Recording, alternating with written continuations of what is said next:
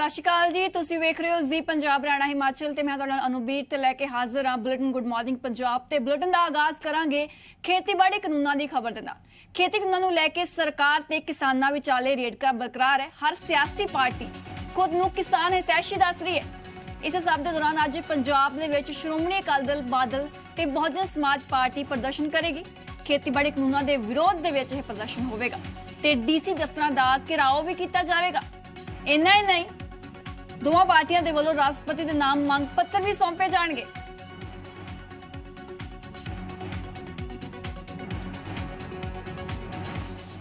किसानां दे समर्थन दे विच राहुल गांधी ट्रैक्टर चला के संसद पहुंचे। संसद दे विच भी सांसद किसानी मुद्दा जोर शोर नाल चुक रहे ने। राजनीति दी पिच ते कांग्रेस दी ट्रैक्टर पॉलिटिक्स की रंग लियाए पाएगी या विरोधियों दी बयानबाजी तक ही सीमित रह जाएगी। वेखो साडी इस खास रिपोर्ट दे विच।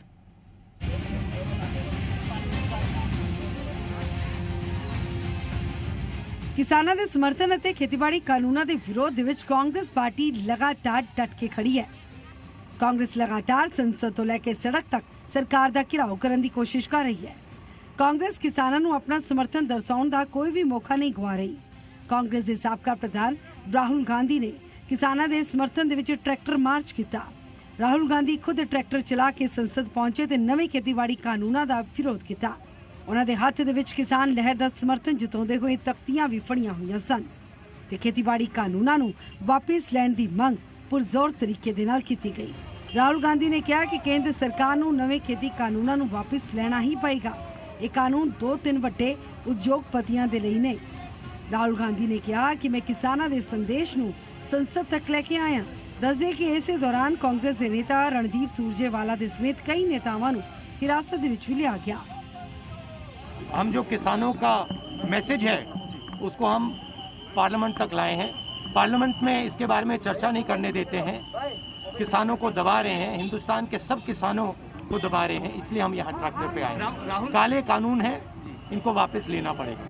संसद तो एक ही होती है जिसको जनता चुनकर भेजती है, वो संसद है। हमने कई बार यूनियन के लोगों से कहा है कि उनको आंदोलन का रास्ता छोड़कर वार्ता का रास्ता अपनाना चाहिए। खेती कानूनों के खिलाफ श्रोमणी अकाली दल ने भी संसद के बाहर विरोध जाहिर किया। हालांकि राहुल गांधी के वल्लों किए गए प्रोटेस्ट से अकाली दल ने निशाना साधा। ते अज सिर्फ ट्रैक्टर ते चढ़ के ड्रामा करना, ये लोक विखावे नाल राहुल साहब कुछ नहीं बननागा। मेरी कांग्रेस नूं गुजारिश हैगी कि अज भी इकट्ठे करके मैंबर सुप्रीम कोर्ट क्यों नहीं जाते कि इन्हां कोले मैंबर पूरे नहीं सी, साडी डिवीजन क्यों नहीं सानू दित्ती। और पंजाब दे विच यही तीनों एक्ट कैप्टन अमरिंदर सिंह ने बना के पंजाब च लागू कीते होए आ। ये दोहरा किरदार क्यों लोकां दे सामने तुहाडा आ रहा है। इसके अलावा पंजाब दी आम आदमी पार्टी और बीजेपी ने भी राहुल गांधी के ट्रैक्टर प्लान से निशाना साधा। ਇਹਦੇ ਬਾਰੇ ਤਾਂ ਮੈਂ ਕੀ ਕਰਾਂ ਜੀ। ਟਰੈਕਟਰ ਤਾਂ ਜਿਹੜੇ ਟਰੈਕਟਰ ਤੇ ਬੈਠੇ ਸੀ ਉਹਨਾਂ ਨੂੰ ਪੁੱਛੋ ਵੀ ਉਹ ਠੀਕ ਫੀਲ ਕਰਨੇ ਸੀ ਉਸ ਵੇਲੇ ਉਹ ਜੋ ਚਲਾ ਰਹੇ ਸੀ। ਉਹ ਜਿਹਨੂੰ ਟਰੈਕਟਰ ਨਹੀਂ ਚਲਾਉਣਾ ਆਉਂਦਾ ਦੇਸ਼ ਕਿਵੇਂ ਚਲਾਊਗਾ। ਇਹ ਸਾਰੇ ਸਿਰਫ ਮਗਰਮੱਛ ਦੇ ਆਂਸੂ ਬਹਾ ਰਹੇ ਨੇ, ਕੇਵਲ ਰਾਜਨੀਤੀ ਕਰ ਰਹੇ ਨੇ, ਚਾਹੇ ਰਾਹੁਲ ਹੋਵੇ ਚਾਹੇ ਨਵਜੋਤ ਸਿੰਘ ਸਿੱਧੂ ਹੋਵੇ। ਔਰ ਕਾਂਗਰਸ ਨੂੰ ਇਸ ਦਾ ਹਰਜਾਨਾ 2022 ਚ ਪੰਜਾਬ ਚ ਭੁਗਤਣਾ ਪਏਗਾ। ਤੇ ਜਿੱਥੇ ਸੰਸਦ ਦੇ ਬਾਹਰ ਕਾਂਗਰਸ ਦੇ ਵੱਲੋਂ ਘਿਰਾਓ ਕਰਕੇ खेती कानूनों का विरोध किया जा रहा है, पंजाब दे विच नवजोत सिंह सिद्धू के खिलाफ प्रदर्शन किए जाने ते कई किसानों के खिलाफ परचे दर्ज किए गए हैं। किसानों के अंदर कांग्रेसियों के वलों संसद कूच की खबरों तो बाद किस तरह की प्रतिक्रिया है, आओ सुनते हैं। ਜਿਹੜਾ ਪਾਰਲੀਮੈਂਟ ਦੇ ਅੱਗੇ ਜਾਂ ਦਿੱਲੀ ਦੇ ਵਿੱਚ ਜਿਹੜਾ ਟਰੈਕਟਰ ਮਾਰਚ ਕਾਂਗਰਸ ਪਾਰਟੀ ਵੱਲੋਂ ਕੀਤਾ ਗਿਆ ਹੈ ਉਹ ਮਹਿਜ ਇੱਕ ਵਿਖਾਵਾ ਆ। दसिए कि इस तो पहला पंजाब कांग्रेस के नवे नियुक्त प्रधान नवजोत सिंह सिद्धू ने भी किसानी समर्थन दे विच आवाज बुलंद करते हुए कहा सी कि कांग्रेस पार्टी किसानों के नाल मजबूती दे नाल खड़ी है। तीनों खेती कानूनों नूं रद्द किया जाना चाहिए। तो बहरहाल सवाल यही कि किसानों के हक दे विच आवाज बुलंद करना कि कांग्रेस पार्टी का स्टंट है या फिर एक मजबूरी, क्योंकि 2022 दे विच पंजाब दे अंदर विधान सभा चोणां होणीआं ने ते चोणां दे विच किसानां दा एक अहम रोल रहेगा। ब्यूरो रिपोर्ट जी मीडिया। पंजाब दे विच सरकारी डॉक्टरां दी हड़ताल लगातार जारी है। डॉक्टर पैरलर ओपीडी मरीजां दा इलाज कर रहे हैं, जबकि एमरजेंसी सेवावां नूं छड्ड बाकी सारियां सेवावां पूरी तरह बंद ने। ਦੱਸਣਯੋਗ ਹੈ ਕਿ ਪੰਜਾਬ ਦੇ ਸਰਕਾਰੀ ਡਾਕਟਰ ਪੰਜਾਬ ਸਰਕਾਰ ਵੱਲੋਂ ਲਾਗੂ 6ਵੇਂ ਪੇ ਕਮਿਸ਼ਨ ਦੀਆਂ ਸਿਫਾਰਸ਼ਾਂ ਤੋਂ ਨਾਖੁਸ਼ ਨੇ ਅਤੇ ਉਸ ਦੇ ਵਿਰੁੱਧ ਸਰਕਾਰ ਵਿਰੁੱਧ ਲਗਾਤਾਰ ਪ੍ਰਦਰਸ਼ਨ ਕਰ ਰਹੇ ਨੇ।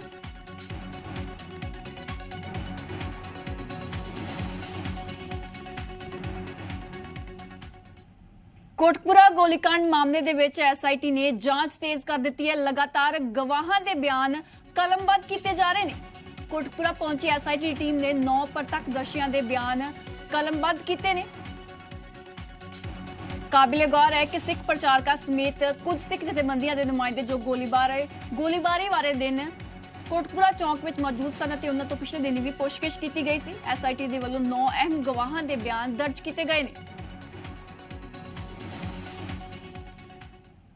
ਬਰਗਾੜੀ ਬੇਦਬੀ ਮਾਮਲੇ ਵਿੱਚ ਇਨਸਾਫ ਮੁਤਲਕ ਸ਼੍ਰੀ ਅਕਾਲ ਤਖਤ ਦੇ ਕਾਰਜਕਾਰੀ ਜਥੇਦਾਰ ਗਿਆਨੀ ਹਰਪ੍ਰੀਤ ਸਿੰਘ ਦੀ ਅਗਵਾਈ ਵਿੱਚ ਅਹਿਮ ਬੈਠਕ ਹੋਈ। ਬੈਠਕ ਤੋਂ ਬਾਅਦ ਜਥੇਦਾਰ ਨੇ ਕਿਹਾ ਕਿ ਇਸ ਬੇਦਬੀ ਦੋਸ਼ੀਆਂ ਨੂੰ ਸਲਾਖਾਂ ਪਿੱਛੇ ਸੁੱਟਣ ਲਈ ਹਰ ਕਦਮ ਚੁੱਕੇ ਜਾਣਗੇ। ਮੀਟਿੰਗ ਵਿੱਚ ਸਾਬਕਾ ਐਸਆਈਟੀ ਚੀਫ ਰਣਬੀਰ ਖੱਟੜਾ ਵੀ ਮੌਜੂਦ ਰਹੇ ਤੇ ਮੀਟਿੰਗ ਦੇ ਵਿੱਚ ਹੋਰ ਕੀ ਕੁਝ ਖਾਸ ਰਿਹਾ ਦੇਖੋ ਸਾਡੀ ਇਸ ਖਾਸ ਰਿਪੋਰਟ ਦੇ ਵਿੱਚ।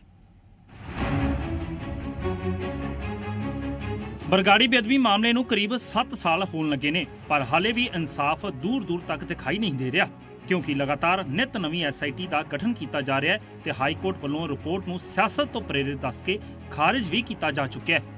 ਆਖਰਕਾਰ ਹੁਣ ਸ੍ਰੀ ਅਕਾਲ ਤਖਤ ਸਾਹਿਬ ਦੇ ਜਥੇਦਾਰ ਗਿਆਨੀ ਹਰਪ੍ਰੀਤ ਸਿੰਘ ਨੇ ਦਖਲ ਦੇ ਦਿੱਤਾ ਹੈ ਤੇ ਉਹਨਾਂ ਵੱਲੋਂ ਬੇਅਦਬੀ ਮਾਮਲਿਆਂ ਤੇ ਇੱਕ ਅਹਿਮ ਬੈਠਕ ਸੱਦੀ ਗਈ ਜਿਸ ਵਿੱਚ ਬੀਬੀ ਜਗੀਰ ਕੌਰ, ਸਿੱਖ ਜਥੇਬੰਦੀਆਂ ਦੇ ਆਗੂ ਅਤੇ ਨਿਹੰਗ ਜਥੇਬੰਦੀਆਂ ਦੇ ਮੁਖੀ ਵੀ ਸ਼ਾਮਲ ਹੋਏ। ਇਸ ਤੋਂ ਇਲਾਵਾ ਐਸਆਈਟੀ ਦੇ ਸਾਬਕਾ ਮੁਖੀ ਰਣਬੀਰ ਸਿੰਘ ਖੱਟੜਾ ਵੀ ਮੌਜੂਦ ਰਹੇ। ਬੈਠਕ ਮਗਰੋਂ ਜਥੇਦਾਰ ਸਾਹਿਬ ਨੇ ਤਲਖੀ ਭਰੇ ਅੰਦਾਜ਼ 'ਚ ਸਰਕਾਰਾਂ ਤੇ ਸਿਸਟਮ ਦੀ ਨਿਖੇਧੀ ਕੀਤੀ ਤੇ ਕਿਹਾ ਕਿ ਇੰਨਾ ਸਮਾਂ ਬੀਤ ਜਾਣ ਦੇ ਬਾਅਦ ਵੀ ਹਾਲੇ ਤੱਕ ਇਨਸਾਫ ਨਹੀਂ ਮਿਲਿਆ। ਇਸ ਮੌਕੇ ਜਥੇਦਾਰ ਨੇ ਕਿਹਾ ਕਿ ਸਰਕਾਰ ਤੇ ਸਾਨੂੰ ਭਰੋਸਾ ਨਹੀਂ ਹੈ ਤੇ ਬੇਅਦਬੀ ਦੋਸ਼ੀਆਂ ਨੂੰ ਸਲਾਖਾਂ ਪਿੱਛੇ ਸੁੱਟਣ ਲਈ ਹਰ ਕਦਮ ਚੁੱਕੇ ਜਾਣਗੇ। ਇਸ ਦੇ ਇਲਾਵਾ ਜਥੇਦਾਰ ਸਾਹਿਬ ਨੇ ਸਾਂਝੀ ਲਾਮਬੰਦੀ ਕਰਨ ਦਾ ਆਦੇਸ਼ ਵੀ ਦਿੱਤਾ। ਸਰਕਾਰ ਅਤੇ ਕਈ ਵੱਖ-ਵੱਖ ਸੰਸਥਾਵਾਂ ਵੱਲੋਂ ਇਹਨਾਂ ਘਟਨਾਵਾਂ ਦੀ ਪੜਤਾਲ ਵੀ ਕੀਤੀ ਗਈ ਹੈ। ਇਹਨਾਂ ਘੋਰ ਅਪਰਾਧ ਦੇ ਦੋਸ਼ੀਆਂ ਨੂੰ ਪਛਾਣ ਕੇ ਜਲਦ ਤੋਂ ਜਲਦ ਸਖਤ ਸਜ਼ਾਵਾਂ ਦੇਣ ਲਈ ਇੱਕ ਸਾਂਝੀ ਲਾਮਬੰਦੀ ਜਿਹੜੀ ਹੈ ਉਹ ਕੀਤੀ ਜਾਏ ਤੇ ਅਸੀਂ ਇਹਨਾਂ ਦੇ ਦੋਸ਼ੀਆਂ ਨੂੰ ਸਜ਼ਾਵਾਂ ਦਿਵਾਉਣ ਲਈ ਜਿਹੜਾ ਇਕਮੁੱਠ ਤੇ ਲਾਮਬੰਦੀ ਦਾ ਸੱਦਾ ਜਿਹੜਾ ਸ੍ਰੀ ਅਕਾਲ ਤਖਤ ਸਾਹਿਬ ਦੇ ਉੱਤੇ ਅੱਜ ਦੇ ਇਕੱਠ ਨੇ ਜਿਹੜਾ ਉਹ ਦਿੱਤਾ ਹੈ। ਉਧਰ ਐਸਜੀਪੀਸੀ ਪ੍ਰਧਾਨ ਬੀਬੀ ਜਗੀਰ ਕੌਰ ਨੇ ਵੀ ਬੇਅਦਬੀ ਮਾਮਲਿਆਂ ਨੂੰ ਲੈ ਕੇ ਕਾਂਗਰਸ ਸਰਕਾਰ ਦੀ ਕਾਰਗੁਜ਼ਾਰੀ ਤੇ ਸਵਾਲ ਚੁੱਕੇ। ਸਾਡੇ ਸਾਬਕਾ ਪ੍ਰਧਾਨ ਜਾਖੜ ਸਾਹਿਬ ਕੱਲ ਬਿਆਨ ਦੇ ਰਹੇ ਹਨ ਵੀ ਜਿਹੜੀ ਦੇਸ਼ ਦੀ ਸਰਕਾਰ ਹੈ ਉਹ ਪੰਜਾਬ ਦੇ ਵਿੱਚੋਂ ਲੰਘ ਕੇ ਜਾਂਦੀ ਤੇ ਪੰਜਾਬ ਦੇ ਵਿੱਚ ਸਰਕਾਰ ਦਾ ਰਸਤਾ ਬਰਗਾੜੀ ਤੋਂ ਸ਼ੁਰੂ ਹੁੰਦਾ, ਬੈਬਲ ਕਲਾਂ ਤੋਂ ਸ਼ੁਰੂ ਹੁੰਦਾ, ਉੱਥੋਂ ਲੰਘਦਾ। ਹੁਣ ਇਹ ਹਿਸਾਬ ਲਾਓ ਵੀ ਇਹਦਾ ਮਤਲਬ ਕਿ ਜਦੋਂ ਹੁਣ 4.5 ਪੌਣੇ 5 ਸਾਲ ਬੀਤ ਗਏ ਆ ਇਹਨਾਂ ਨੇ ਫਿਰ ਉਹੀ ਚਾਲ ਸ਼ੁਰੂ ਕਰਤੀ ਜਿਹੜਾ ਪਹਿਲਾਂ ਬਿਠਾਏ ਸੀ ਫਿਰ ਠਾਤ ਤੇ ਉਹੀ ਗੱਲ ਨੂੰ ਫਿਰ ਸ਼ੁਰੂ ਕੀਤਾ ਵੀ ਜਿਉਂ-ਜਿਉਂ ਚੋਣਾਂ ਲੱਗੇ ਆਉਣਗੀਆਂ ਇਹਨਾਂ ਨੇ ਕੰਮ ਸ਼ੁਰੂ ਕਰ ਦੇਣਾ। ਸੋ ਮੈਂ ਸਮਝਦੀ ਹਾਂ ਕਿਸੇ ਨੂੰ ਦਰਦ ਨਹੀਂ ਗੁਰੂ ਗ੍ਰੰਥ ਸਾਹਿਬ ਦੇ ਅਪਮਾਨ ਦਾ। ਬੈਠਕ 'ਚ ਪਹੁੰਚੇ ਐਸਆਈਟੀ ਦੇ ਸਾਬਕਾ ਮੁਖੀ ਰਣਬੀਰ ਸਿੰਘ ਖੱਟੜਾ ਨੇ ਉਹਨਾਂ ਵੱਲੋਂ ਬਣਾਈ ਗਈ ਰਿਪੋਰਟ ਬਾਰੇ ਗੱਲਬਾਤ ਕੀਤੀ। ਖੱਟੜਾ ਨੇ ਦੱਸਿਆ ਕਿ ਮੇਰੀ ਰਿਪੋਰਟ ਦੇ ਵਿੱਚ ਬੇਅਦਬੀ ਦੇ ਤਾਰ ਡੇਰਾ ਸਿਰਸਾ ਮੁਖੀ ਗੁਰਮੀਤ ਦੇ ਨਾਲ ਜੁੜੇ ਸਨ ਤੇ ਬੈਠਕ 'ਚ ਉਸ ਬਾਰੇ ਹੀ ਗੱਲਬਾਤ ਕੀਤੀ ਗਈ ਹੈ। ਕਿੰਗ ਪਿੰਨ ਤਾਂ ਮੈਂ ਤੁਹਾਨੂੰ ਦੱਸਿਆ ਕਿ ਜਿਹੜਾ ਮੇਰਾ 63 ਨੰਬਰ FIR ਦਾ ਚਲਾਨ ਹੈ ਉਹ ਤੇ ਚਲਾਨ ਤੇ ਫਸਟ ਪੇਜ ਤੇ ਹੀ ਹੈ। ਕਿੰਗ ਪਿੰਨ ਮਤਲਬ ਜਿਹੜੇ 3 ਬੰਦੇ ਇਹਨਾਂ ਦੇ ਨੈਸ਼ਨਲ ਕਮੇਟੀ ਦੇ ਨੇ ਤੇ ਜਿਹੜਾ ਇਹ ਸਾਜ਼ਿਸ਼ਕਾਰ ਨੇ ਜਿਹੜਿਆਂ ਨੇ ਕੀਤਾ ਉਹ ਤਾਂ ਫੜ ਲਏ ਨੇ ਤੇ ਬਾਬਾ ਦਾ ਕਿਉਂਕਿ ਉਹ ਕਹਿ ਰਹੇ ਨੇ ਵੀ ਸਾਡੇ ਪਿਤਾ ਜੀ ਦਾ ਹੁਕਮ ਸੀ ਤੇ ਸਾਡੇ ਪਿਤਾ ਜੀ ਦੀ ਹਦਾਇਤ ਉਹ ਬਿਆਨ ਆਏ ਹੋਏ ਨੇ ਉਹਨਾਂ ਦੇ ਵਿੱਚ। ਸੋ ਹੁਣ ਸ੍ਰੀ ਅਕਾਲ ਤਖਤ ਸਾਹਿਬ ਦੇ ਜਥੇਦਾਰ ਤੇ ਸਿੱਖ ਜਥੇਬੰਦੀਆਂ ਨੇ ਇਨਸਾਫ ਨੂੰ ਲੈ ਕੇ ਮੋਰਚਾ ਖੋਲ੍ਹ ਦਿੱਤਾ ਹੈ ਪਰ ਸਵਾਲ ਇਹ ਹੈ ਕਿ ਜਦੋਂ ਸਿੱਖ ਜਥੇਬੰਦੀਆਂ ਵੱਲੋਂ ਬਰਗਾੜੀ ਮੋਰਚਾ ਲਗਾਇਆ ਗਿਆ ਸੀ ਉਸ ਵੇਲੇ ਗਿਆਨੀ ਹਰਪ੍ਰੀਤ ਸਿੰਘ ਦਾ ਕੋਈ ਪ੍ਰਤੀਕਰਮ ਕਿਉਂ ਨਹੀਂ ਸਾਹਮਣੇ ਆਇਆ। ਸੋ ਹੁਣ ਦੇਖਣਾ ਹੋਵੇਗਾ ਕਿ ਜਥੇਦਾਰ ਦੀ ਇਸ ਬੈਠਕ ਦਾ ਪੰਜਾਬ ਸਰਕਾਰ ਜਾਂ ਐਸਆਈਟੀ ਤੇ ਕੀ ਅਸਰ ਪੈਂਦਾ ਹੈ ਤੇ ਬੇਅਦਬੀ ਮਾਮਲਿਆਂ ਦਾ ਇਨਸਾਫ ਕਦੋਂ ਮਿਲਦਾ ਹੈ। ਅੰਮ੍ਰਿਤਸਰ ਤੋਂ ਤਪਿਨ ਮਲਹੋਤਰਾ ਦੀ ਰਿਪੋਰਟ, ਜ਼ੀ ਮੀਡੀਆ। ਪੰਜਾਬ ਕਾਂਗਰਸ ਦੇ ਪ੍ਰਧਾਨ ਬਣਦੇ ਨਵਜੋਤ ਸਿੰਘ ਸਿੱਧੂ ਸਰਗਰਮ ਦਿਖਾਈ ਦੇ ਰਹੇ ਨੇ। ਸਿੱਧੂ ਦੇ ਵੱਲੋਂ ਕਾਂਗਰਸ ਭਵਨ ਦੇ ਵਿੱਚ ਚਾਰੇ ਕਾਰਜਕਾਰੀ ਪ੍ਰਧਾਨਾਂ ਨਾਲ ਪਹਿਲੀ ਬੈਠਕ ਕੀਤੀ ਗਈ। ਬੈਠਕ ਦੇ ਵਿੱਚ ਕੀ ਕੁਝ ਖਾਸ ਰਿਹਾ ਤੇ ਕਿਉਂ ਸਿੱਧੂ ਨੇ ਮੀਡੀਆ ਤੋਂ ਦੂਰੀ ਬਣਾਈ ਦੇਖੋ ਸਾਡੀ ਇਸ ਖਾਸ ਰਿਪੋਰਟ ਦੇ ਵਿੱਚ।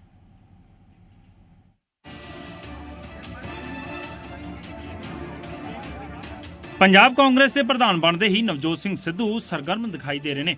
ਸਿੱਧੂ ਵੱਲੋਂ ਕਾਂਗਰਸ ਭਵਨ 'ਚ ਚਾਰੇ ਕਾਰਜਕਾਰੀ ਪ੍ਰਧਾਨਾਂ ਨਾਲ ਪਹਿਲੀ ਬੈਠਕ ਕੀਤੀ ਗਈ ਜਿਸ 'ਚ ਚਾਰੇ ਕਾਰਜਕਾਰੀ ਪ੍ਰਧਾਨਾਂ ਤੋਂ ਇਲਾਵਾ ਸਾਰੇ ਬੋਰਡਾਂ ਦੇ ਚੇਅਰਮੈਨ, ਯੂਥ ਕਾਂਗਰਸ ਤੋਂ ਇਲਾਵਾ NSUI ਦੇ ਪ੍ਰਧਾਨ ਵੀ ਸ਼ਾਮਲ ਰਹੇ। ਹਾਲਾਂਕਿ ਸਿੱਧੂ ਨੇ ਪੰਜਾਬ ਦੇ ਮੁੱਦਿਆਂ ਤੇ ਜਿਸ ਰੌਂ 'ਚ ਤਾਜਪੋਸ਼ੀ ਵਾਲੇ ਦਿਨ ਭਾਸ਼ਣ ਦਿੱਤਾ ਸੀ ਉਹਨਾਂ ਹੀ ਮੁੱਦਿਆਂ ਤੇ ਸਵਾਲਾਂ ਤੋਂ ਸਿੱਧੂ ਕਿਤੇ ਨਾ ਕਿਤੇ ਮੀਡੀਆ ਤੋਂ ਦੂਰੀ ਕਿਉਂ ਬਣਾ ਰਹੇ ਨੇ, ਸਵਾਲ ਇਹ ਵੱਡਾ ਖੜਾ ਹੋ ਰਿਹਾ ਹੈ। ਬੈਠਕ ਦੀ ਗੱਲ ਕੀਤੀ ਜਾਵੇ ਤਾਂ ਬੈਠਕ ਮਗਰੋਂ ਮੀਡੀਆ ਨਾਲ ਗੱਲਬਾਤ ਕਰਦਿਆਂ ਕਾਂਗਰਸੀ ਲੀਡਰਾਂ ਨੇ ਕਿਹਾ ਕਿ ਕਾਂਗਰਸ ਪਾਰਟੀ 'ਚ ਕੋਈ ਗਿਲਾ ਸ਼ਿਕਵਾ ਨਹੀਂ ਹੈ ਤੇ ਪਾਰਟੀ ਨੂੰ ਮਜ਼ਬੂਤ ਕਰਨ ਲਈ ਹੀ ਬੈਠਕ ਕੀਤੀ ਗਈ ਹੈ। ਬਹੁਤ ਵਧੀਆ ਮੀਟਿੰਗ ਹੋਈ ਜੀ। ਅਸੀਂ ਪਹਿਲਾਂ ਪ੍ਰਧਾਨ ਜੀ ਨਾਲ ਤੇ ਨਾਲ ਜਿਹੜੇ ਅਸੀਂ 4 ਕਾਰਜਕਾਰਨੀ ਪ੍ਰਧਾਨ ਆ ਉਹਨਾਂ ਨਾਲ ਬੈਠ ਕੇ ਆਰਗੇਨਾਈਜੇਸ਼ਨ ਦੇ ਮੁਤਲਕ ਮੀਟਿੰਗ ਕੀਤੀ। ਉਸ ਤੋਂ ਬਾਅਦ ਜਿੰਨੇ ਵੀ ਸਾਡੇ ਸੈੱਲ ਨੇ, ਸਾਡੀ ਫਰੰਟਲ ਆਰਗੇਨਾਈਜੇਸ਼ਨਸ ਨੇ, ਉਹਨਾਂ ਨਾਲ ਤੁਸੀਂ ਦੇਖਿਆ ਹੋਣਾ ਘੱਟੋ ਘੱਟ 3 ਘੰਟੇ ਮੀਟਿੰਗ ਕੀਤੀ, ਸਾਰੇ ਦੇ ਵਿਚਾਰ ਸੁਣੇ। ਸਾਰੇ ਮੁੱਦਿਆਂ ਤੇ ਚਰਚਾ ਹੋਈ ਹੈ। ਹੁਣ 15 ਦਿਨ ਬਾਅਦ ਦੁਬਾਰਾ ਇੱਕ ਮੀਟਿੰਗ ਜਿਹੜੀ ਰੱਖੀ ਗਈ ਹੈ ਕਿ ਜਿਹੜੇ ਪੁਆਇੰਟਸ ਨੇ ਹੋਰ ਕਿਵੇਂ ਮਜ਼ਬੂਤੀ ਨਾਲ ਕਾਂਗਰਸ ਕੈਡਰ ਨੂੰ ਥੱਲਿਓਂ ਮਜ਼ਬੂਤ ਕੀਤਾ ਜਾਵੇ, ਉਹਦੇ ਤੇ ਵਿਚਾਰ ਚਰਚਾ ਕਰਾਂਗੇ। ਅੱਗੇ ਵਧ ਰਹੇ ਆ, ਅੰਧਕਾਰ ਕੋਈ ਨਹੀਂ ਹੈ, ਸਵੇਰੇ ਵਾਲੀ ਚੱਲ ਰਹੀ ਹੈ। ਆਨਰੇਬਲ ਸੀਐਮ ਸਾਹਿਬ ਆਪਣਾ ਕੰਮ ਕਰ ਰਹੇ ਨੇ, ਸਿੱਧੂ ਸਾਹਿਬ ਨੇ ਆਪਣਾ ਆਰਗੇਨਾਈਜੇਸ਼ਨ ਦਾ ਕੰਮ ਕਰਨਾ, ਪੂਰਾ ਤਾਲਮੇਲ ਆ। ਆਉਣ ਵਾਲੇ ਦਿਨਾਂ 'ਚ ਤੁਸੀਂ ਦੇਖੋਗੇ ਪੂਰਾ ਤਾਲਮੇਲ ਰਹੇਗਾ। ਸਾਰੀਆਂ ਮੁਸ਼ਕਿਲਾਂ ਜੋ ਹੈਗੀਆਂ ਨੇ ਪੰਜਾਬ ਦੇ ਲੋਕਾਂ ਦੀਆਂ, ਵਰਕਰਾਂ ਦੀਆਂ, ਉਹ ਹੱਲ ਕੀਤੀਆਂ ਜਾਣਗੀਆਂ। ਬਿਲਕੁਲ ਯੂਨਾਈਟ ਹੈ ਕਾਂਗਰਸ। ਸਿੱਧੂ ਸਾਹਿਬ ਆਉਣ ਵਾਲੇ ਦਿਨਾਂ 'ਚ ਸੀਐਮ ਸਾਹਿਬ ਨੂੰ ਮਿਲ ਰਹੇ ਨੇ। ਮੀਟਿੰਗ ਮਗਰੋਂ ਯੂਥ ਕਾਂਗਰਸ ਦੇ ਪ੍ਰਧਾਨ ਬਰਿੰਦਰ ਢਿੱਲੋਂ ਨੇ ਮੀਡੀਆ ਦੇ ਰੂਬਰੂ ਹੁੰਦੇ ਕਿਹਾ ਕਿ ਨਵਜੋਤ ਸਿੰਘ ਸਿੱਧੂ ਇੱਕ ਸਿਸਟਮ ਨਾਲ ਆਏ ਨੇ ਤੇ ਹੁਣ ਸਿਸਟਮ ਦੇ ਤਹਿਤ ਹੀ ਕੰਮ ਹੋਵੇਗਾ ਤੇ ਆਉਣ ਵਾਲੇ ਦਿਨਾਂ 'ਚ ਹੋਰ ਮੀਟਿੰਗਾਂ ਹੋਣਗੀਆਂ। ਪਾਰਟੀ ਦੇ ਜੋ ਗੱਲਾਂ ਬਾਤਾਂ ਸੀਗੀਆਂ, ਮੁਸ਼ਕਲਾਂ ਸੀਗੀਆਂ, ਉਹ ਸਾਰੀਆਂ ਉਹਨਾਂ ਨੇ ਬੜੇ ਪੇਸ਼ੈਂਟਲੀ ਸੁਣੀਆਂ ਔਰ ਹਰੇਕ ਨੂੰ ਉਹਨਾਂ ਨੇ ਪੂਰਾ ਟਾਈਮ ਦਿੱਤਾ ਔਰ ਇਹੀ ਕਿਹਾ ਕਿ ਹਰ 15 ਦਿਨਾਂ ਦੇ ਵਿੱਚ ਇੱਕ ਇਹੋ ਜਿਹੀ ਮੀਟਿੰਗ ਜਿਹੜੀ ਪਾਰਟੀ ਦੇ ਫਰੰਟਲ ਸੈਲਸ ਔਰ ਜਿਹੜੇ ਹੋਰ ਅਹੁਦੇਦਾਰ ਆ ਇੱਕ ਸਿਸਟਮ ਬਣਾਉਣ ਦੀ ਗੱਲ ਕੀਤੀ ਹੈ। ਨਵੇਂ ਨਿਯੁਕਤ ਪ੍ਰਧਾਨ ਆ, ਹਰ ਪ੍ਰਧਾਨ ਦੇ ਨਾਲ ਆਪਦਾ ਸਿਸਟਮ ਬਣਦਾ ਵਾ, ਹਰ ਪ੍ਰਧਾਨ ਦਾ ਆਪਣਾ ਸਿਸਟਮ ਹੁੰਦਾ ਵਾ ਔਰ ਇੱਕ ਕਾਂਗਰਸ ਪਾਰਟੀ ਦੀ ਰਵਾਇਤ ਨੂੰ ਅੱਗੇ ਰੱਖਦੇ ਹੋਏ ਜਿਹੜਾ ਉਹਨਾਂ ਨੇ ਗੱਲ ਕੀਤੀ ਹੈ ਵਰਕਰਾਂ ਨੂੰ ਨਾਲ ਲੈ ਕੇ, ਵਰਕਰਾਂ ਨੂੰ ਤਕੜੇ ਕਰਕੇ ਵਰਕਰਾਂ ਦੀ ਆਵਾਜ਼ ਜਿਹੜੀ ਆ ਉਹਨੂੰ ਪਹੁੰਚਾਉਣੀ। ਸਿੱਧੂ ਵੱਲੋਂ ਕਿਸਾਨਾਂ ਲਈ ਦਿੱਤੇ ਬਿਆਨ ਦਾ ਵੀ ਕਾਫੀ ਥਾਈਂ ਵਿਰੋਧ ਹੋ ਰਿਹਾ ਹੈ, ਜਿਸ 'ਚ ਉਹਨਾਂ ਨੇ ਕਿਹਾ ਸੀ ਕਿ ਪਿਆਸਾ ਖੂਹ ਕੋਲ ਜਾਂਦਾ ਹੈ, ਜਿਸ ਮਗਰੋਂ ਚੰਡੀਗੜ੍ਹ, ਚਮਕੌਰ ਸਾਹਿਬ ਚਾਹੇ ਪਟਿਆਲਾ ਹੋਵੇ, ਹਰ ਥਾਈਂ ਸਿੱਧੂ ਦੀ ਮੁਖਾਲਫਤ ਹੁੰਦੀ ਦਿਖਾਈ ਦਿੱਤੀ। ਕਿਸਾਨਾਂ ਵੱਲੋਂ ਕਾਲੀਆਂ ਝੰਡੀਆਂ ਦਿਖਾ ਕੇ ਸਿੱਧੂ ਦਾ ਵਿਰੋਧ ਕੀਤਾ ਗਿਆ। ਇਹਨਾਂ ਸਾਰੇ ਸਵਾਲਾਂ ਦਾ ਜਵਾਬ ਲੈਣ ਲਈ ਹੀ ਮੀਡੀਆ ਨੇ ਜਦੋਂ ਗੱਲ ਕਰਨੀ ਚਾਹੀ ਤਾਂ ਸਿੱਧੂ ਮੀਡੀਆ ਤੋਂ ਦੂਰੀ ਬਣਾਉਂਦੇ ਨਜ਼ਰ ਆਏ।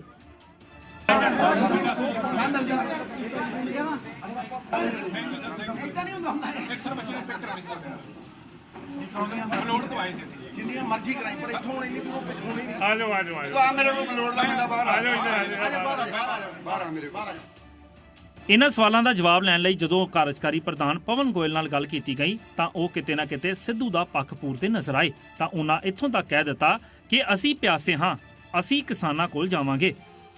ਉਹਨਾਂ ਦਾ ਕਹਿਣ ਦਾ ਮਤਲਬ ਇਹ ਸੀਗਾ, ਸਾਡੇ ਕੋਈ ਸਾਥੀ ਕਹਿੰਦੇ ਵੀ ਕਾਂਗਰਸ ਪਾਰਟੀ ਦੇ ਪਹਿਲੇ ਦਿਨ ਤੋਂ ਹੀ ਜਿੱਦਣੇ ਕਾਂਗਰਸ ਕਿਸਾਨਾਂ ਦੀ ਮੂਵਮੈਂਟ ਚੱਲੀ ਹੈ, ਸਾਡੇ ਕਾਂਗਰਸ ਪਾਰਟੀ ਦੀ ਸਰਕਾਰ ਨੇ ਉਹਨਾਂ ਦੀ ਹਮਾਇਤ ਕੀਤੀ ਆ ਔਰ ਇਸ ਗੱਲ ਦੇ ਵਿੱਚ ਨਹੀਂ, ਇਹ ਤਾਂ ਸਿੱਧੂ ਸਾਹਿਬ ਦੀ ਪਰਸਨਲ ਰਾਏ ਹੈ। ਪਰਸਨਲ ਰਾਏ ਦੇ ਕਰਕੇ ਉਹਨਾਂ ਨੇ ਕਿਹਾ ਸੀਗਾ ਨੰਗੇ ਪੈਰੀ ਜਾਵਾਂਗੇ। ਫਿਰ ਸਿੱਧੂ ਸਾਹਿਬ ਕਹਿੰਦੇ ਕਿ ਜੀ ਹੁਣ ਆਪਾਂ ਜਦੋਂ ਤੱਕ ਪਿਆਸਾ ਜਿਹੜਾ ਕਿ ਉਹ ਉਹਨਾਂ ਨੂੰ ਕਿਹਾ ਪਿਆਸਾ ਕੋ ਤਾਂ ਸਾਨੂੰ ਕਿਹਾ ਅਸੀਂ ਜਾਵਾਂਗੇ ਉਹਨਾਂ ਕੋਲ। ਅੱਛਾ, ਅਸੀਂ ਜਾਵਾਂਗੇ ਉਹਨਾਂ ਕੋਲ। ਬਹਿਰਹਾਲ ਮੀਟਿੰਗ 'ਚ ਸਾਰੇ ਹੀ ਕਾਂਗਰਸੀ ਲੀਡਰ ਪਾਰਟੀ ਨੂੰ ਹੀ ਮਜ਼ਬੂਤ ਕਰਨ ਦੀ ਗੱਲ ਕਰਦੇ ਦਿਖਾਈ ਦਿੱਤੇ। ਹੁਣ ਸਵਾਲ ਇਹ ਹੈ ਕਿ ਪੰਜਾਬ ਦੇ ਮਸਲਿਆਂ ਦਾ ਕੀ? ਸਿੱਧੂ ਪ੍ਰਧਾਨ ਤਾਂ ਬਣ ਗਏ, ਸ਼ਕਤੀ ਪ੍ਰਦਰਸ਼ਨ ਵੀ ਕਰ ਲਿਆ। ਕੀ ਇਹ ਸਾਰਾ ਪ੍ਰੋਪੋਗੰਡਾ ਜਾਂ ਜੋ ਟਵੀਟ ਆਪਣੀ ਸਰਕਾਰ ਖਿਲਾਫ ਕੀਤੇ ਗਏ ਸੀ ਕਿ ਕੈਪਟਨ ਅਮਰਿੰਦਰ ਸਿੰਘ ਨਾਲ ਜੋ ਕਾਟੋ ਕਲੇਸ਼ ਕੀਤਾ ਗਿਆ ਕਿ ਉਹ ਸਿਰਫ ਕੁਰਸੀ ਦੀ ਹੀ ਲੜਾਈ ਸੀ? ਸਿੱਧੂ ਮੀਡੀਆ ਦੇ ਸਵਾਲਾਂ ਤੋਂ ਤਾਂ ਭੱਜ ਰਹੇ ਨੇ ਕਿ 6 ਮਹੀਨਿਆਂ 'ਚ ਉਹ ਆਪਣੇ ਵੱਲੋਂ ਕੀਤੇ ਟਵੀਟਾਂ ਤੇ ਖਰੇ ਉਤਰਦੇ ਨੇ ਕਿ ਉਹ ਪੰਜਾਬ ਦੇ ਮਸਲੇ ਹੱਲ ਕਰਦੇ ਨੇ ਜਾਂ ਨਹੀਂ, ਇਹ ਆਉਣ ਵਾਲਾ ਸਮਾਂ ਹੀ ਦੱਸੇਗਾ। ਚੰਡੀਗੜ੍ਹ ਤੋਂ ਅਨਮੋਲ ਗੁਲਾਟੀ ਦੀ ਰਿਪੋਰਟ, ਜ਼ੀ ਮੀਡੀਆ। ਤੁਸੀਂ ਗੱਲ ਕਰੋ ਜੀ, ਤੁਸੀਂ ਗੱਲ ਕਰੋ। ਪੰਜਾਬ ਦੇ ਵਿੱਚ ਕਾਂਗਰਸ ਸਰਕਾਰ ਉੱਪਰ ਅਫਸਰਸ਼ਾਹੀ ਦੇ ਹਾਵੀ ਹੋਣ ਨੂੰ ਲੈ ਕੇ ਉੱਠਦੇ ਸਵਾਲਾਂ ਦਰਮਿਆਨ ਕੈਪਟਨ ਸਰਕਾਰ ਹਰਕਤ ਦੇ ਵਿੱਚ ਆਈ ਲੱਗਦੀ ਹੈ।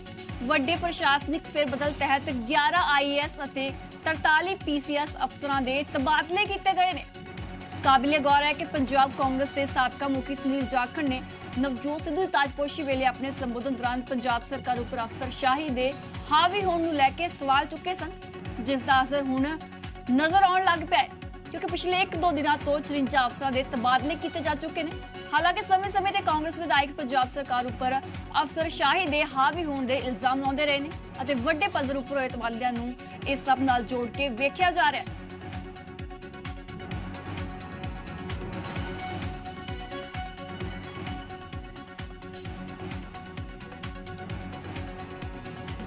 ਦੱਸਦੀ ਕਿ ਪੰਜਾਬ ਦੇ ਵਿੱਚ ਵੱਡੇ ਪੱਧਰ ਤੇ ਅਫਸਰਾਂ ਦੇ ਤਬਾਦਲੇ ਹੋਏ ਨੇ ਤੇ 11 ਆਈਏਐਸ ਤੇ 43 ਪੀਸੀਐਸ ਅਫਸਰਾਂ ਦੇ ਤਬਾਦਲੇ ਕੀਤੇ ਗਏ ਨੇ। ਤੁਹਾਨੂੰ ਦੱਸ ਦਈਏ ਕਿ ਸੁਨੀਲ ਜਾਖੜ ਨੇ ਪੰਜਾਬ ਸਰਕਾਰ ਤੇ ਅਫਸਰਸ਼ਾਹੀ ਭਾਰੂ ਹੋਣ ਦੇ ਇਲਜ਼ਾਮ ਵੀ ਲਗਾਏ ਸਨ। ਤੇ ਘੱਗਰ ਉੱਤਰੀ ਭਾਰਤ ਦਾ ਇੱਕ ਛੋਟਾ ਜਿਹਾ ਦਰਿਆ ਹੈ ਜੋ ਹਿਮਾਚਲ ਪ੍ਰਦੇਸ਼ ਦੀਆਂ ਸ਼ਿਵਾਲਿਕ ਪਹਾੜੀਆਂ ਵਿੱਚੋਂ ਨਿਕਲਦਾ ਹੈ। ਮੈਦਾਨੀ ਇਲਾਕਿਆਂ ਦੇ ਵਿੱਚ ਹੁਣ ਉਹ ਮੁਸੀਬਤ ਦਾ ਕਾਰਨ ਬਣਦਾ ਜਾ ਰਿਹਾ ਹੈ। ਦਰਅਸਲ ਸਰਦੂਲਗੜ੍ਹ, ਮਾਨਸਾ ਸਣੇ ਕਈ ਇਲਾਕਿਆਂ ਦੇ ਵਿੱਚ ਘੱਗਰ ਦਰਿਆ ਦੇ ਕਾਰਨ ਸਹਿਮ ਦਾ ਮਾਹੌਲ ਬਣਿਆ ਹੋਇਆ ਹੈ।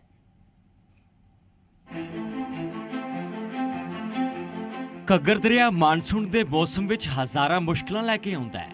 ਮਾਨਸਾ ਦੇ ਸਰਦੂਲਗੜ੍ਹ ਦੇ ਨਾਲ ਲੰਘਦੇ ਦਰਿਆ ਦਾ ਪਾਣੀ ਖਤਰੇ ਦੇ ਨਿਸ਼ਾਨ ਤੋਂ ਨਹੀਂ ਟੱਪਿਆ, ਪਰ ਘੱਗਰ ਕੰਢੇ ਵਸੇ ਲੋਕਾਂ ਵਿੱਚ ਸਹਿਮ ਦਾ ਮਾਹੌਲ ਬਣਿਆ ਹੋਇਆ ਹੈ। ਆਓ ਦੱਸਦੇ ਹਾਂ ਕਿ ਆਏ ਸਾਲ ਘੱਗਰ ਦਰਿਆ ਕਰਕੇ ਲੋਕਾਂ ਨੂੰ ਕਿਉਂ ਪਰੇਸ਼ਾਨੀ ਦਾ ਸਾਹਮਣਾ ਕਰਨਾ ਪੈਂਦਾ ਹੈ। ਘੱਗਰ ਉੱਤਰ ਭਾਰਤ ਦਾ ਇੱਕ ਛੋਟਾ ਦਰਿਆ ਹੈ। ਹਿਮਾਚਲ ਪ੍ਰਦੇਸ਼ ਦੀਆਂ ਸ਼ਿਵਾਲਿਕ ਪਹਾੜੀਆਂ ਵਿੱਚੋਂ ਇਹ ਦਰਿਆ ਨਿਕਲਦਾ ਹੈ। ਘੜ-ਘੜ ਦੀ ਆਵਾਜ਼ ਕਰਦੇ ਪਾਣੀ ਵਗਣ ਕਰਕੇ ਇਸ ਦਾ ਨਾਂ ਘੱਗਰ ਪੈ ਗਿਆ। ਬਰਸਾਤੀ ਨਾਲਿਆਂ ਦੇ ਪਾਣੀ ਨਾਲ ਮੁਬਾਰਕਪੁਰ ਦੇ ਨੇੜੇ ਪਟਿਆਲੇ ਜ਼ਿਲ੍ਹੇ ਦੀ ਮੁੱਖ ਨਦੀ ਬਣਦਾ ਹੈ। ਪਟਿਆਲੇ ਜ਼ਿਲ੍ਹੇ ਦੇ ਉੱਤਰ ਪੂਰਬੀ ਇਲਾਕੇ ਵਿੱਚ ਦੱਖਣ ਪੱਛਮ ਦੀ ਦਿਸ਼ਾ ਵੱਲ ਵਗਦਾ ਹੈ। ਸਿਰਸਾ ਤੋਂ ਦੱਖਣ ਪੱਛਮ ਵੱਲ ਇਸ ਵਿੱਚੋਂ ਦੋ ਨਹਿਰਾਂ ਕੱਢੀਆਂ ਗਈਆਂ ਜੋ ਰਾਜਸਥਾਨ ਨੂੰ ਸਿੰਜਦੀਆਂ ਹਨ। ਰਾਜਸਥਾਨ ਵਿੱਚ ਹਨੂਮਾਨਗੜ੍ਹ ਜੰਕਸ਼ਨ ਅਤੇ ਟਾਊਨ ਦੇ ਵਿਚਕਾਰੋਂ ਦੀ ਲੰਘਦਾ ਹੈ। ਰਾਜਸਥਾਨ ਹਨੂਮਾਨਗੜ੍ਹ ਨਜ਼ਦੀਕ ਰੇਤਲੀ ਭੂਮੀ ਵਿੱਚ ਘੱਗਰ ਦਰਿਆ ਵਿਲੀਨ ਹੋ ਜਾਂਦਾ ਹੈ। ਇਸ ਤੋਂ ਪਹਿਲਾਂ ਬਰਸਾਤ ਦੇ ਸੀਜ਼ਨ ਵਿੱਚ ਘੱਗਰ ਕਰਕੇ ਬਹੁਤ ਨੁਕਸਾਨ ਦਾ ਸਾਹਮਣਾ ਵੀ ਕਰਨਾ ਪੈਂਦਾ ਹੈ। ਜਿਵੇਂ ਹੀ ਪਹਾੜੀ ਇਲਾਕਿਆਂ ਵਿੱਚ ਮੀਂਹ ਦੀ ਆਮਦ ਹੈ ਤਾਂ ਘੱਗਰ ਨਦੀ ਦੇ ਵਾਧੇ ਪੱਧਰ ਤੋਂ ਲੋਕ ਪਰੇਸ਼ਾਨ ਹੋ ਚੁੱਕੇ ਨੇ। ਪ੍ਰਸ਼ਾਸਨ ਚਿੰਤਾ ਵਿੱਚ ਹੈ। ਹਾਲਾਂਕਿ ਪਰੇਸ਼ਾਨ ਮਾਨਸਾ ਦੇ ਨਾਲ ਵਸਦੇ ਕਈ ਇਲਾਕਿਆਂ ਦੇ ਲੋਕ ਵੀ ਦਿਖਾਈ ਦੇ ਰਹੇ ਨੇ, ਜਿਨ੍ਹਾਂ ਨੇ ਪ੍ਰਸ਼ਾਸਨ ਦੀ ਭੂਮਿਕਾ ਤੇ ਸਵਾਲ ਚੁੱਕਿਆ ਹੈ। ਇੰਤਜ਼ਾਮ ਤਾਂ ਜੀ ਪ੍ਰਸ਼ਾਸਨ ਤਾਂ ਕੁੰਭਕਰਨੀ ਨੀਂਦ ਸੁੱਤਾ ਰਹਿੰਦਾ ਹੈਗਾ। ਜਦੋਂ ਬਿਲਕੁਲ ਜਿਹੜਾ ਘੱਗਰ ਖਤਰੇ ਦੇ ਨਿਸ਼ਾਨ ਤੇ ਆ ਜਾਂਦਾ ਉਦੋਂ ਚਹਿਲ ਕਦਮੀ ਇੱਥੇ ਸ਼ੁਰੂ ਹੁੰਦੀ ਹੈ। ਪ੍ਰਸ਼ਾਸਨ ਜਿਹੜਾ ਹੈਗਾ ਇਹ ਲੋਕਾਂ ਦੀ ਮਦਦ ਤਾਂ ਕਰ ਦਿੰਦਾ, ਪਰ ਪ੍ਰਸ਼ਾਸਨ ਨੇ ਕਦੇ ਫਲੱਡ ਨੂੰ ਕੰਟਰੋਲ ਨਹੀਂ ਕੀਤਾ।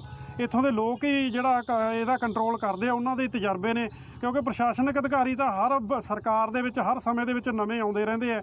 ਇਹ ਲੋਕਾਂ ਦਾ ਤਾਲਮੇਲ ਹੈ, ਉਦੋਂ ਕੋਈ ਪਾਰਟੀਬਾਜ਼ੀ ਨਹੀਂ ਹੁੰਦੀ, ਸਾਰੇ ਇਕੱਠੇ ਹੋ ਕੇ ਇੱਥੇ ਕੰਮ ਕਰਦੇ ਆ। ਹੁਣ ਇਹਦਾ ਪਾਣੀ ਦਾ ਪੱਧਰ 16 ਫੁੱਟ ਹੈ। 16 ਫੁੱਟ ਤੋਂ ਬਾਅਦ ਅਫਸਰਾਂ ਦੀਆਂ ਗੱਡੀਆਂ ਇਹ ਬੰਨ੍ਹ ਦੇ ਉੱਤੇ ਘੁੰਮਣੀਆਂ ਸ਼ੁਰੂ ਹੋਈਆਂ, ਥੋੜ੍ਹੀਆਂ ਬਹੁਤ। ਕਦੇ ਕੋਈ ਜਸਟ ਲਾਈਕ ਤਹਿਸੀਲਦਾਰ ਆ ਗਿਆ, ਔਰ ਉਹਦੇ 'ਚ ਵੀ ਲੋਕਾਂ ਨੂੰ ਇਹ ਕਿਹਾ ਜਾਂਦਾ ਕਿ ਤੁਸੀਂ ਐਂ ਕਰੋ ਜੀ, ਇਹਨੂੰ ਪਾਣੀ ਟੁੱਟਣ ਦਾ ਖਤਰਾ ਹੈ ਤੇ ਤੁਸੀਂ ਪਿੰਡ ਖਾਲੀ ਕਰ ਦਿਓ, ਫਸਲਾਂ ਦਾ ਬਚਾਉਣ ਦਾ ਕੋਈ ਮਤਲਬ ਨਹੀਂ ਹੈ। ਘੱਗਰ ਨਦੀ ਦੇ ਪਾਣੀ ਦੇ ਵਧੇ ਪੱਧਰ ਕਰਕੇ ਬੇਸ਼ੱਕ ਲੋਕ ਪਰੇਸ਼ਾਨ ਦਿਖਾਈ ਦੇ ਰਹੇ ਨੇ, ਲੋਕਾਂ ਵਿੱਚ ਸਹਿਮ ਦਾ ਮਾਹੌਲ ਹੈ, ਪਰ ਅਧਿਕਾਰੀ ਕਹਿ ਰਹੇ ਨੇ ਕਿ ਸਾਰੇ ਪ੍ਰਬੰਧ ਮੁਕੰਮਲ ਹੋ ਚੁੱਕੇ ਨੇ, ਸਥਿਤੀ ਕੰਟਰੋਲ ਦੇ ਵਿੱਚ ਹੈ। ਤੇ ਜਿਹੜਾ ਹਜੇ ਘੱਗਰ 'ਚ ਪਾਣੀ ਜਿਹੜਾ ਖਤਰੇ ਲੈਵਲ ਤੋਂ ਬਹੁਤ ਘੱਟ ਹੈ, ਕਿਸੇ ਤਰ੍ਹਾਂ ਦੀ ਕੋਈ ਚਿੰਤਾਜਨਕ ਗੱਲ ਨਹੀਂ। ਅਸੀਂ ਪੂਰੇ ਇੰਤਜ਼ਾਮ ਕੀਤੇ ਹੋਏ ਹਾਂ। ਵੈਸੇ ਤਾਂ ਪੂਰੀ ਕੋਸ਼ਿਸ਼ ਸਾਡੀ ਹੋਏਗੀ ਕਿਸੇ ਤਰ੍ਹਾਂ ਦੀ ਕੋਈ ਪਬਲਿਕ ਨੂੰ ਸਮੱਸਿਆ ਨਹੀਂ ਆਉਂਦੀ, ਲੇਕਿਨ ਜੇਕਰ ਹਾਲਾਤਾਂ 'ਚ ਆ ਵੀ ਜਾਂਦੀ ਹੈ ਤਾਂ ਜੀ ਹਰ ਤਰ੍ਹਾਂ ਦੇ ਇੰਤਜ਼ਾਮ ਕੀਤੇ ਹੋਏ ਆ। ਅਸੀਂ ਪੂਰੇ ਆਰਮੀ ਨਾਲ ਕੰਟੈਕਟ ਕੀਤਾ ਹੋਇਆ, ਸਾਡਾ ਜ਼ਿਲ੍ਹਾ ਪ੍ਰਸ਼ਾਸਨ, ਪੁਲਿਸ ਪ੍ਰਸ਼ਾਸਨ ਤੇ NDRF ਟੀਮ ਨਾਲ ਸਾਡਾ ਪੂਰਾ ਟਾਈਪ ਹੈ, ਹਰ ਤਰ੍ਹਾਂ ਦਾ ਇੰਤਜ਼ਾਮ ਕੀਤਾ ਹੋਇਆ ਹੈ। ਦਰਿਆਵਾਂ ਦੀ ਧਰਤੀ ਪੰਜਾਬ, ਜਿੱਥੇ ਮਾਨਸੂਨ ਵਿੱਚ ਵੱਧਦੇ ਪਾਣੀ ਦੇ ਪੱਧਰ ਕਰਕੇ ਸੈਂਕੜੇ ਹੀ ਘਰਾਂ ਨੂੰ ਨੁਕਸਾਨ ਪਹੁੰਚਦਾ ਹੈ, ਉੱਥੇ ਸਰਕਾਰਾਂ ਦੇ ਦਾਅਵਿਆਂ ਤੇ ਬੇਭਰੋਸਗੀ ਖੁਦ ਲੋਕ ਪ੍ਰਗਟਾ ਰਹੇ ਨੇ। ਸੋ ਜ਼ਰੂਰਤ ਹੈ ਕੁਦਰਤੀ ਆਫਤਾਂ ਤੋਂ ਸਰਕਾਰ ਪਹਿਲਾਂ ਹੀ ਚੌਕਸ ਕਿਵੇਂ ਰਹੇ ਤਾਂ ਜੋ ਕਿਸੇ ਤਰ੍ਹਾਂ ਦੀ ਪਰੇਸ਼ਾਨੀ ਦਾ ਸਾਹਮਣਾ ਆਵਾਮ ਨੂੰ ਨਾ ਕਰਨਾ ਪਵੇ। ਮਾਨਸਾ ਤੋਂ ਵਿਨੋਦ ਗੋਇਲ ਦੇ ਨਾਲ ਨਿਊਜ਼ ਡੈਸਕ ਰਿਪੋਰਟ, ਜ਼ੀ ਮੀਡੀਆ। ਤੇ ਹੁਣ ਗੱਲ ਕਰਾਂਗੇ ਲੁਧਿਆਣਾ ਦੀ, ਜਿੱਥੇ ਕਿ ਰੇਲਵੇ ਸਟੇਸ਼ਨ ਤੇ ਆਰਪੀਐਫ ਜਵਾਨ ਦੀ ਹੁਸ਼ਿਆਰੀ ਦੇ ਨਾਲ ਇੱਕ ਵਿਅਕਤੀ ਦੀ ਜਾਨ ਬਚ ਗਈ। ਦਰਅਸਲ ਇੱਕ ਮੁਸਾਫਿਰ ਚੱਲਦੀ ਰੇਲ ਗੱਡੀ ਦੇ ਵਿੱਚ ਚੜ੍ਹਨ ਦੀ ਕੋਸ਼ਿਸ਼ ਕਰ ਰਿਹਾ ਸੀ। ਉਦੋਂ ਹੀ ਆਰਪੀਐਫ ਦੇ ਹੈੱਡ ਕਾਂਸਟੇਬਲ ਭਜਨ ਲਾਲ ਦੀ ਨਜ਼ਰ ਉਸ ਯਾਤਰੀ ਤੇ ਪਈ। ਭਜਨ ਲਾਲ ਨੇ ਫੌਰਨ ਉਸ ਵਿਅਕਤੀ ਨੂੰ ਗੱਡੀ ਦੀ ਚਪੇਟ 'ਚ ਆਉਣ ਤੋਂ ਬਚਾ ਲਿਆ। ਜਿਵੇਂ ਹੀ ਮੁਸਾਫਿਰ ਗੱਡੀ ਦੇ ਗੇਟ ਤੋਂ ਫਿਸਲਿਆ, ਭਜਨ ਲਾਲ ਨੇ ਉਸ ਨੂੰ ਬਾਹਰ ਖਿੱਚ ਲਿਆ ਅਤੇ ਉਸ ਮੁਸਾਫਿਰ ਦੀ ਜਾਨ ਬਚ ਗਈ। सर, हम लोग अमृतसर से लुधियाना तक गाड़ी लेकर आए थे। गाड़ी रुकी है तो गाड़ी चलने के बाद यात्री पहले तो खड़ा रहा, जब गाड़ी चल पड़ी है तो वो चढ़ने लगा तो गाड़ी के नीचे आने लगा, तो उसको मैंने अपने जान की लापरवाह करता हुआ उस जाने की इस बार की जान बचाई है। ਤੇ ਖਬਰਾਂ ਦੇ ਇਸ ਬੁਲੇਟਿਨ ਵਿੱਚ ਫਿਲਹਾਲ ਇੰਨਾ ਹੀ। ਤੁਸੀਂ ਬਣੇ ਰਹੋ ਜ਼ੀ ਪੰਜਾਬ ਹਰਿਆਣਾ ਹਿਮਾਚਲ ਦੇ ਨਾਲ।